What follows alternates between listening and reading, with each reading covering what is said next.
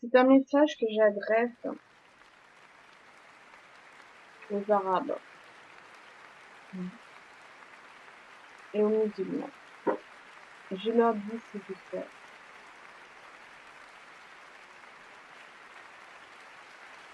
Ne cédez pas aux manœuvres de Satan et de la vérité. Je les connais. Mais cela ne peut empêcher la promesse que Dieu a faite de sauver un peuple.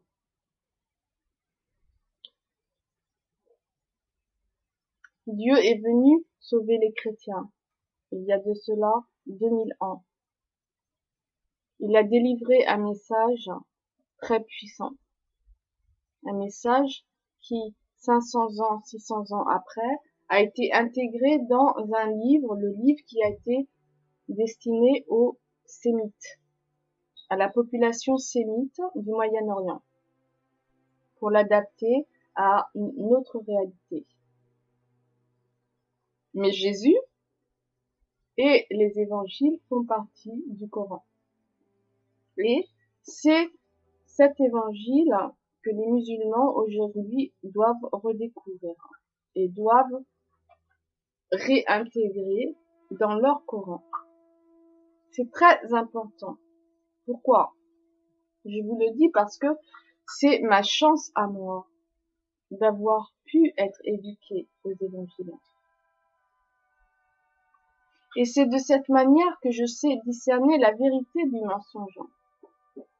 Il y a parmi vous des gens qui sont des monstres, qui terrorisent vos filles en les menaçant de mort, n'est-ce pas?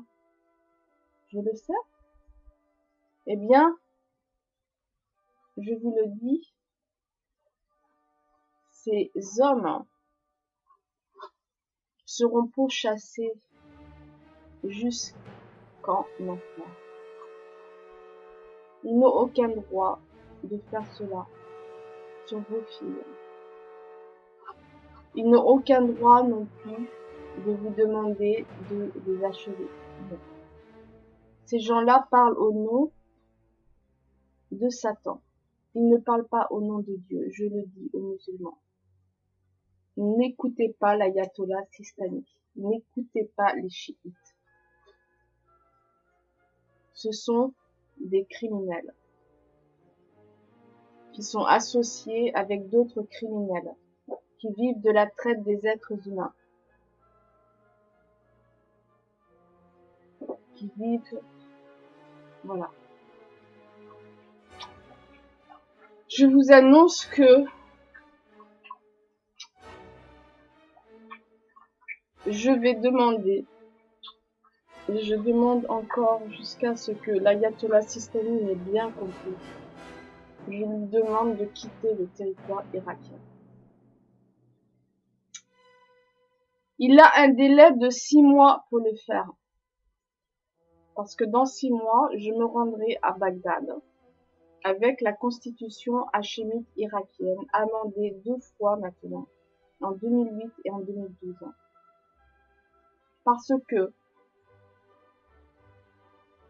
il est impossible pour moi d'abandonner un peuple à la dérive.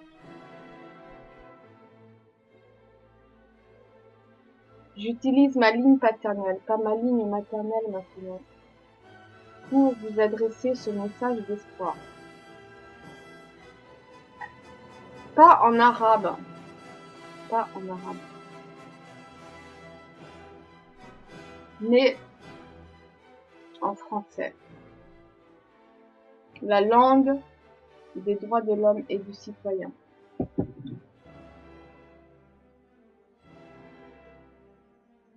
Je suis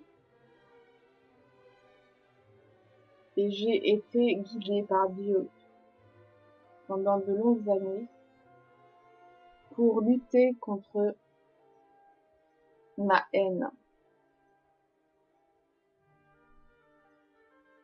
Ce n'est pas facile.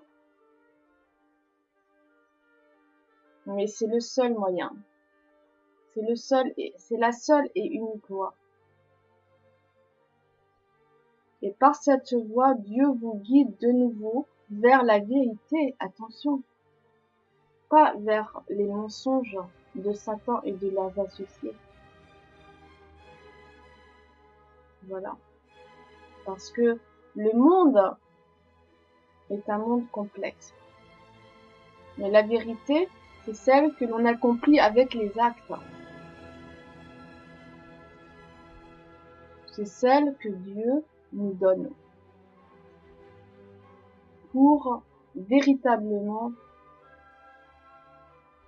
accomplir son œuvre de manière honnête, malgré tous les mensonges de Satan et de leurs associés, et il y en a beaucoup. Alors, ne vous y fiez pas. De toute façon, il faut quelqu'un qui connaisse tous ces pièges pour pouvoir un jour vous aider à reconstruire non seulement votre pays, mais aussi votre âme, votre dignité, votre respect de la personne.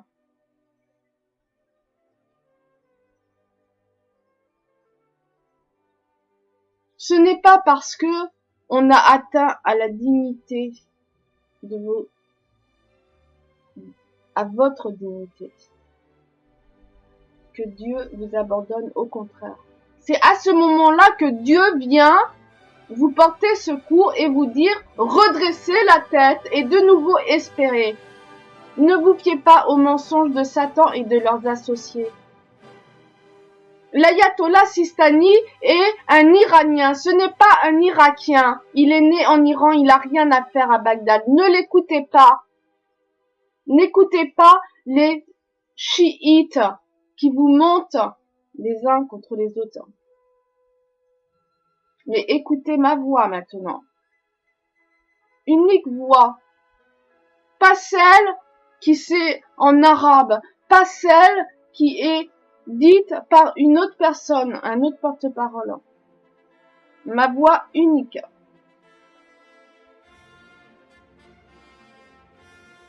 Cette fois. Parce que ils sont allés trop loin. J'ai vu les horreurs qu'ils ont commises. Je suis encore sous le choc. Mais cela m'a donné la volonté de mettre fin définitivement à ces horreurs, à cette mauvaise communication, à ce mauvais dialogue, à cette mauvaise interprétation, à ces désordres, ce chaos qui ne mène à rien sinon au chaos. Je vous dis, et je vous le dis, donnez 6 mois à l'ayatollah Sistani pour qu'il quitte Bagdad. Je dis que les gens sur place à Bagdad doivent lui indiquer la voie de l'aéroport. S'il le veut, je dis aux taxis irakiens, je leur dis aux chauffeurs de taxi irakiens, allez trouver l'ayatollah Sistani, proposez-lui de l'amener gratuitement à l'aéroport et je propose même à une compagnie aérienne de lui affréter un avion pour lui tout seul et qu'il le ramène à Téhéran. Merci. Parce que franchement, vraiment, enough is enough. Assez, c'est assez. À bientôt, parce que nous allons vraiment cette fois reconstruire ce pays. Dans 6 mois, il faut encore 6 mois d'attente. 6 mois pour que Monsieur Sistani renonce à ses velléités sur un territoire qui n'est pas le sien, car il n'a rien de sumérien, il n'a rien d'irakien. C'est simplement un Iranien qui sème le désordre sur notre terre. La terre des gens honnêtes. Des gens qui ont été trop naïfs. Des gens qui se sont laissés tromper. Mais je parle maintenant au nom du peuple irakien. l'Irak deviendra une vraie démocratie. Sous la férule et dont la démocratie sera garantie par une constitution monarchique hachémite, celle que le shérif Hussein, appartenant à la famille hachémite pendant plus de 1000 ans, avait élaborée pour s'assurer que le Moyen-Orient deviendrait une terre de paix permanente, pour son peuple d'abord. Et pourtant, depuis 1958, ce n'est pas du tout le cas. Il y a eu un répit, mais malheureusement, vous voyez bien que il a été de courte durée. Donc, il faut arrêter de se laisser manipuler. Et il faut, de manière courageuse cette fois, savoir quel destin on veut pour nos enfants. L'âme irakienne est une âme particulière. Ce n'est pas une âme chiite. C'est une âme moderne qui a toujours voulu être un pont entre l'Orient et l'Occident. Et cela doit le rester. Et nous n'avons pas besoin de l'Iran pour cela. Et je dis à l'Iran de bien rester en dehors des frontières. Parce que le jour où je serai là-bas, si un seul avion iranien ose franchir la frontière,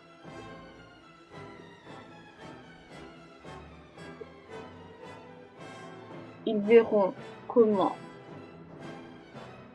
cela se résoudra à la manière sumérienne cette fois. Sumérienne. Merci. À bientôt.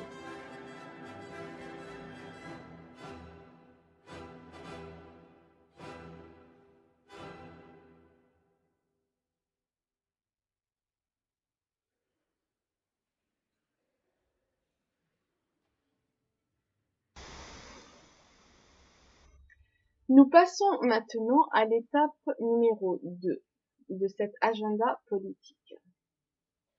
L'étape numéro 2 concerne la concrétisation du rapatriement de la constitution irakienne hachémite. Une date est fixée, une date que vous pouvez lire sur ce film. Une date où cette constitution ne sera pas adoptée par l'Assemblée nationale irakienne, mais sera simplement rapatriée, puisque cette constitution a été adoptée en 1925 par le peuple irakien. Elle a été suspendue temporairement en 1958 à la suite de coups d'État militaires.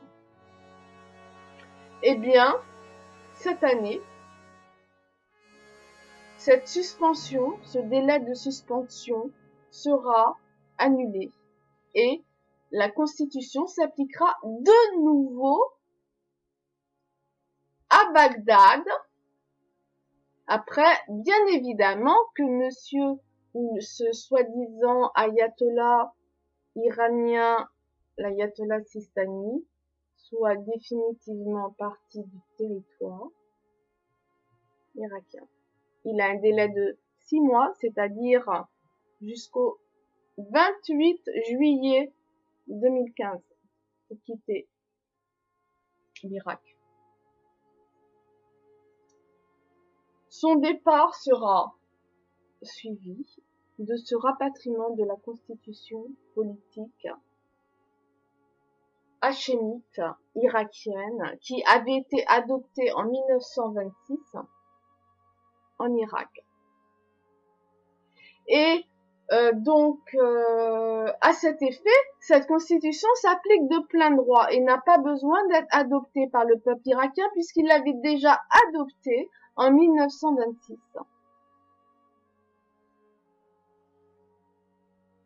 Cependant, étant donné l'évolution de la société, l'évolution du monde, des amendements ont dû être ajoutés à cette constitution en 2008, mais aussi en 2012, après un voyage dans le désert qui s'est avéré très instructif. Donc, je fais comme Abraham Lincoln. Pour mettre fin à la guerre de sécession, Abraham Lincoln n'avait d'autre choix que de faire une seule chose. Et cette chose, c'était d'utiliser la voie démocratique. Abraham Lincoln a décidé d'utiliser le 13e amendement qui abolit l'esclavage afin de faire plier les États-Unis du Sud de manière démocratique à l'abolition de l'esclavage. Abraham Lincoln n'a pas trouvé d'autre moyen que la voie démocratique puisque la guerre était inefficace puisqu'il ne pouvait signer un traité de paix avec un État qui n'existe pas. En l'occurrence, cet État n'existait pas. Les États-Unis du Sud n'existaient pas. Il existait un seul État dont il était le président. Donc, il a réfléchi. Je ne peux pas signer de traité de paix avec un État, une nation qui n'existe pas. Comment je vais faire? Il a réfléchi des nuits. Il a réfléchi et il en est arrivé à cette magnifique solution, la voie démocratique. C'est cette solution que je propose aujourd'hui, puisque toutes les autres voies n'ont pas réussi. La voie de la justice n'a pas réussi. La voie militaire n'a pas réussi, donc j'utilise la voie démocratique. Ça s'appelle un coup d'État démocratique, la restauration de la démocratie qui existait en 1926 avec cette magnifique constitution politique hachémite qui instaurait certes une monarchie, mais c'était une monarchie qui était également une démocratie. Donc je réamorce le processus démocratique réel à Bagdad pour contrer cette république islamique que l'ayatollah Sistani essaye d'imposer dans un pays qui n'est pas le sien. Voilà. À partir du moment où cet ayatollah sera parti, où cette constitution sera rapatriée, je vous garantis, et j'en suis sûre et certaine, que le peuple irakien se ralliera entièrement à cet nouvel État, un État moderne, un État démocratique, un État qui garantit les minorités religieuses, un État qui redonne dignité, respect du peuple arabe, du peuple irakien, du peuple et des femmes, des enfants, qui leur permet de ne pas vivre dans la terreur que des islamistes veulent imposer. Notamment l'ayatollah Sistani, car je vous rappelle que c'est l'ayatollah Sistani qui impose ce régime de terreur en Irak, et ce n'est pas les autres. Voilà. Donc, la deuxième étape de cet agenda politique, que je n'ai pas le choix que d'adopter maintenant, après cette provocation qui a été faite de nouveau en ce début d'année contre les démocraties et directement contre moi, eh bien, je leur dis, ça ne marche pas, c'est le contraire qui se produit, et c'est bien ça qui est votre problème à vous tous. C'est le contraire. Et là, maintenant, alors que j'aurais pu me décider d'avoir une vie tout à fait simple, eh bien là, je dis non, je ne laisserai jamais des gens comme l'ayatollah Sistani gouverner par la terreur, en utilisant et en commanditant des attentats pour terroriser et empêcher la liberté d'expression et la démocratie d'être garantie sur une terre, et par la voie notamment de celle qui porte non seulement un héritage financier qu'elle n'a jamais reçu, mais un héritage politique et spirituel qui est de protéger le peuple de la ligne paternelle dont elle est issue. Et ce peuple n'est pas simplement le peuple irakien. Ce peuple aussi parce que c'est la tradition sumérienne, babylonienne, de protéger également ceux qui habitent en Palestine. En ce qui concerne mon héritage, concernant cette partie de la population, il s'agit des Palestiniens de la bande de Gaza. Car les autres Palestiniens sont de l'autre côté et protégés par d'autres personnes. Mais en ce qui concerne les Palestiniens de la bande de Gaza, ils sont toujours sans pays, ils sont toujours dans un camp de concentration à ciel ouvert, sans toit. Ils sont 7 millions, ils n'ont pas de pays. Et dans l'état actuel, avec cette provocation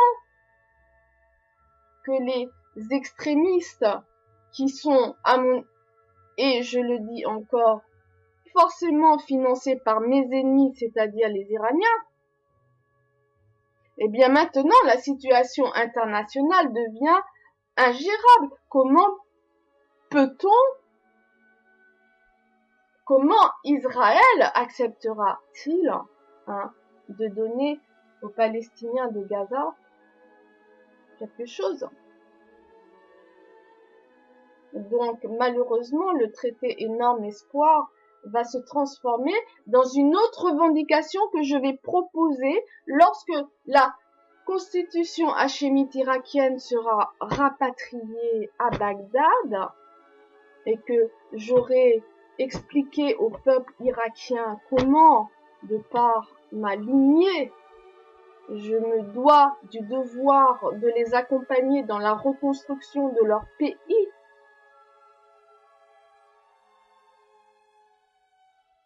Et je vais devoir également leur expliquer pourquoi leurs frères et leurs sœurs palestiniens, j'expliquerai ça dans une troisième étape, vont avoir de plein droit la citoyenneté irakienne, car j'ai besoin d'un pays pour eux. Et je ne vois pas où je peux les accueillir.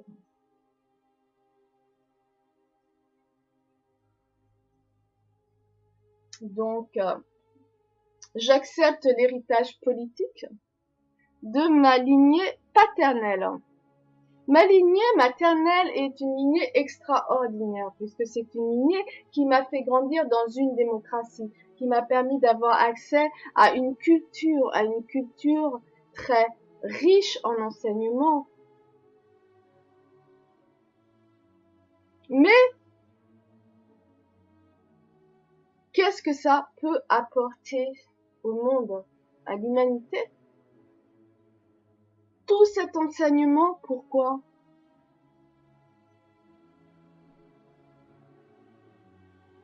Tout cet enseignement pour que j'en fasse profiter la lignée paternelle, qui s'associe à ce fabuleux héritage spirituel qui vient du prophète Mohammed directement de ma lignée hachémite, la lignée sumérienne, les vrais Sumériens d'Irak, pas une lignée bâtarde, non, comme certains le croient, non, une vraie lignée, un vrai sang sumérien, un sang qui était là dès le début des premières civilisations sur la Terre. Et c'est ce sang qui va permettre de mettre un tampon de sécurité au Moyen-Orient pour empêcher ce Moyen-Orient de s'embraser, de devenir une situation incontrôlable et ingérable non seulement au Moyen-Orient, mais bien évidemment ce qui se passe au Moyen-Orient aura un impact partout sur la planète. Et je n'ai trouvé d'autre solution que cette constitution qui était déjà la solution qui a été trouvée il y a déjà un siècle par qui? Le shérif Hussein de la Mecque, qui, pour refuser la guerre, de faire la guerre sainte aux chrétiens, a dit non, non, non, je ne suis pas d'accord, ce n'est pas la traduction de l'islam. Et il en savait quelque chose puisque pendant 1000 ans, parce que sa famille, la famille hachémite, descendante du prophète, a été le garant d'une paix en Arabie où les juifs, les chrétiens, les musulmans, les asiatiques, les hindous, tout le monde vivait en sécurité et en paix. Donc, je ne fais que transposer et rappeler la tradition millénaire qui doit maintenant recevoir une concrétisation réelle et qui va se faire cette année à Bagdad cette fois, avec la constitution dans mes bagages, dans ma valise, la constitution hachémite, qui sera déposée sur le bureau du président de l'Assemblée nationale irakienne, avec lui pour objet de constater le rapatriement officiel de la monarchie hachémite, qui doit être la garante de la démocratie moderne, sécuritaire et utile pour son peuple, pour ceux qu'elle doit protéger et pour le monde également, mais avec quelqu'un qui saura défendre ses intérêts, les intérêts des Irakiens, pas avec des ayatollahs qui sont en train de détruire et de terroriser les populations en utilisant Dieu alors qu'ils n'ont aucun droit de faire cela. Dieu ne terrorise pas. Dieu protège les victimes. Dieu est d'abord du côté des faibles. Dieu n'est pas du côté des bourreaux. Dieu est du côté des victimes. Dieu est aux côtés de ceux qu'il veut guérir. Voilà ce que je dis à l'ayatollah Sistani. Alors s'il vous plaît, monsieur Sistani, je sais pas quel nom, j'en ai rien à faire, partez d'Irak surtout, je veux dire, et laissez-nous vivre en paix et reconstruire notre pays. Merci. Donc ça, c'est la deuxième étape. Ce rapatriement sera effectué après le départ de l'ayatollah.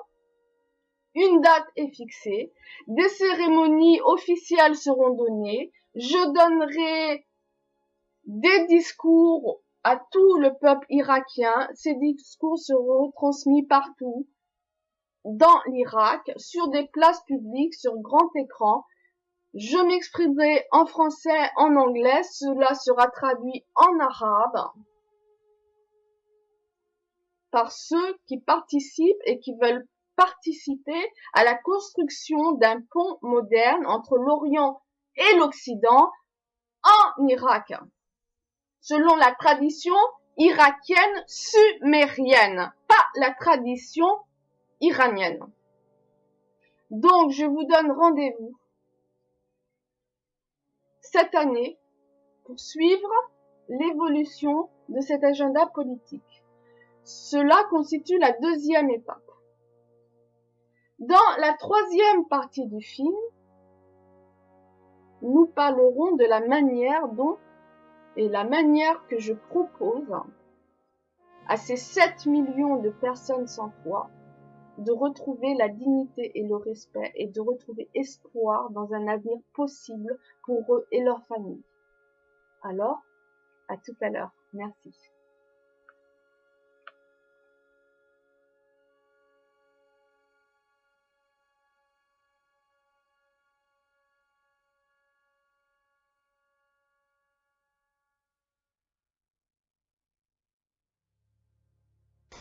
Bon, nous arrivons maintenant à la troisième étape de l'agenda politique de 2015. Vous devez vous demander pourquoi je porte cette coiffe. Parce que c'est mon désir de porter cela. J'ai promis à des gens, il y a cela de nombreuses années, de prendre leur cause. En vertu de mes droits en tant que défenseuse attitrée et assermentée devant Dieu. Je n'ai jamais pu, malgré de nombreuses tentatives, accéder à leur demande. J'ai cherché, j'ai étudié, j'ai voyagé, j'ai examiné, j'ai analysé, j'ai synthétisé, j'ai conclu beaucoup de choses, j'ai gardé espoir, 2 fois espoir, et au moment où cet espoir était de nouveau vif, des hommes m'ont coupé l'herbe sous le pied, littéralement, en m'empêchant de même faire une tentative concernant ce traité. Le traité Énorme Espoir que j'avais ramené finalement après des épreuves passées dans le désert, que j'avais ramené finalement tout de même du désert. Eh bien, ce traité m'a été littéralement confisqué au mois de juillet 2014 par des gens qui avaient décidé que ça serait leur manière de résoudre le problème, et cela n'a fait encore qu'allonger le délai de souffrance de gens qui n'ont pas demandé à souffrir. Durant ces longues années d'études, d'expérience, de souffrance, d'abus, d'exploitation, d'études, d'analyse, de synthèse et de conclusion, d'études des racines du mal, d'études des racines de la guerre, d'études des racines de la haine dans ce Moyen-Orient où je n'ai jamais vécu, sauf peut-être quand j'étais bébé, quoi qu'il en soit, c'est en moi. Eh bien, j'ai étudié. J'ai étudié comment des hommes sages, des hommes qui bénéficient d'une culture ancestrale, étaient capables de résoudre ce problème que le XXe siècle n'aurait pas dû connaître, et ce problème surtout que le XXIe siècle n'a pas le droit de connaître.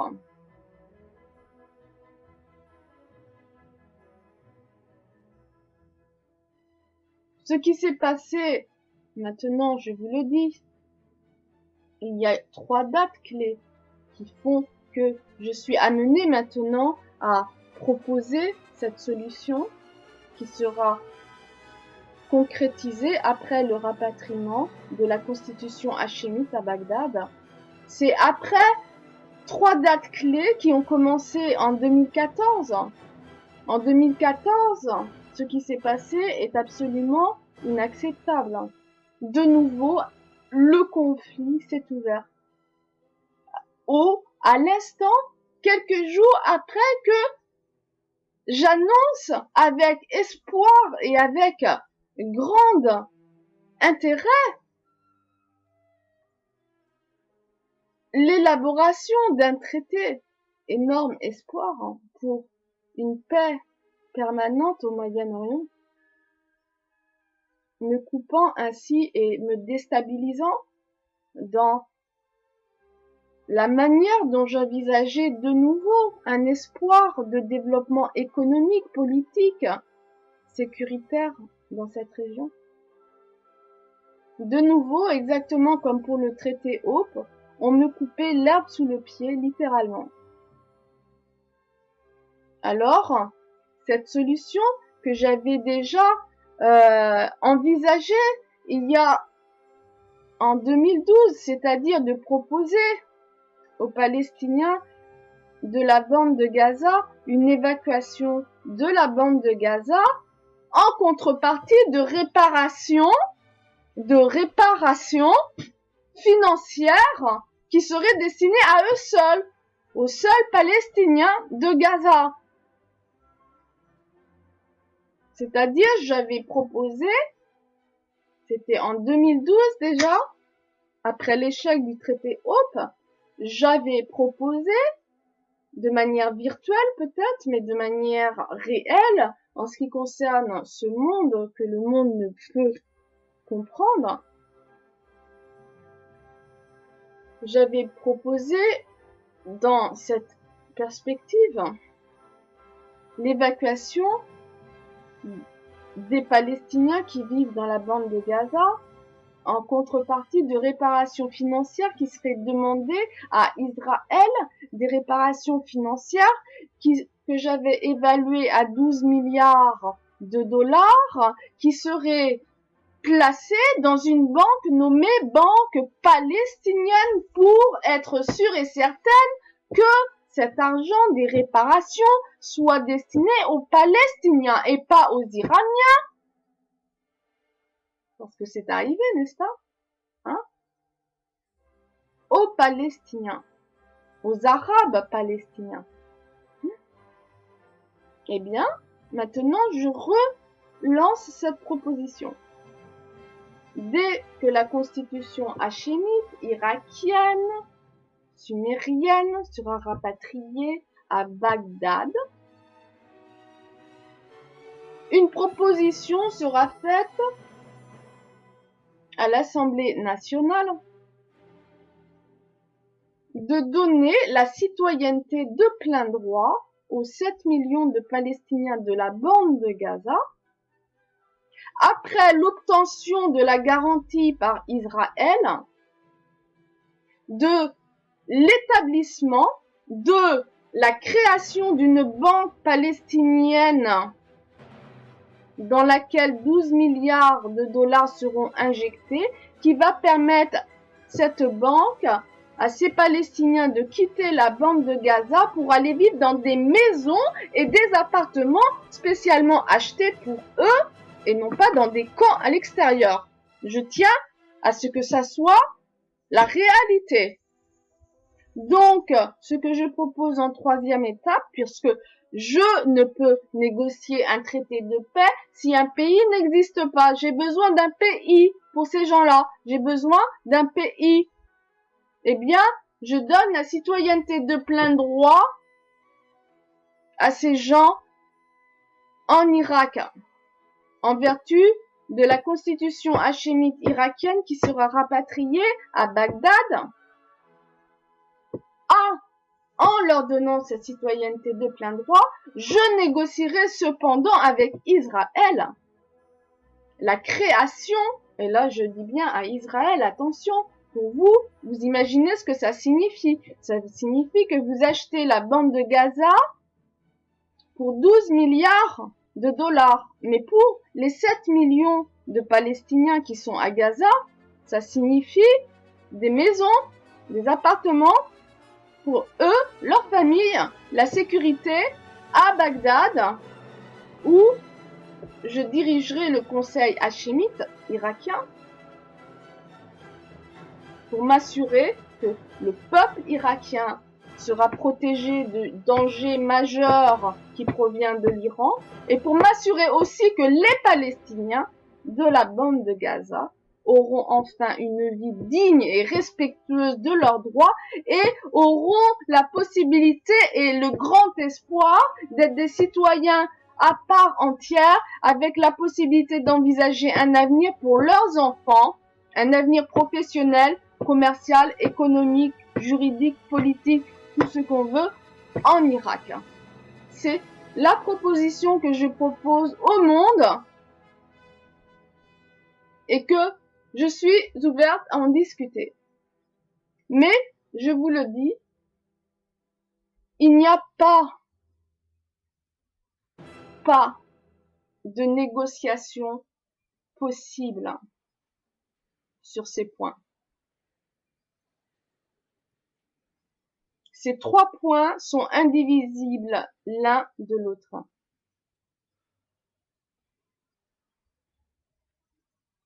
Voilà ce que je propose au monde et voilà ce que j'appelle ça un coup d'État démocratique qui utilise la voie de la non-violence, la voie de Gandhi, mais la voie de Gandhi a été victorieuse et je serai victorieuse également sur ces 3 points parce que il n'y a pas d'autre choix.